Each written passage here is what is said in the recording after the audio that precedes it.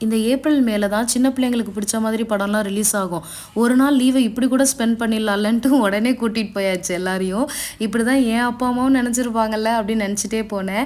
நாங்க, அக்கா ஃபேமிலி, அம்மான்னு எல்லாரும் போய் காட்ஸில்லா வெர்சஸ் காங் மூவி தான் பார்க்க போனோம். காங்கோட இன்ட்ரோவா இருக்கட்டும், காட்ஸில்லாவோட இன்ட்ரோவா இருக்கட்டும் செம்மையா இருந்துச்சு. இந்த மூவியோட விஷுவல்ஸா இருக்கட்டும், ஃபைட் சீக்வென்ஸ் எல்லாமே செம்ம சூப்பரா இருந்தது.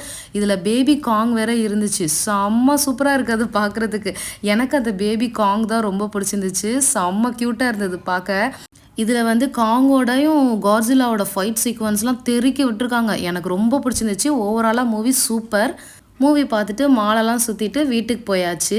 அப்படியே டின்னருக்கு பார்த்தீங்கன்னா, பிரியாணி சாப்பிடலாம் அப்படின்னு சொல்லிட்டு மடிப்பாக்கம் கைவேலி சிக்னல்ல இருக்கிற சூப்பர் ஸ்டார் பிரியாணிக்கு தான் நாங்க போயிட்டோம். என்னோட ஃபேவரட்டான ஷாப்பு. எப்ப சாப்பிட்னாலும் நான் இங்க தான் வருவேன். செம்ம டேஸ்ட்டா இருக்கும். அப்படியே சிக்கன் 65 பிரியாணி ஆர்டர் பண்ணி எல்லாருமே சாப்பிட்டாச்சு.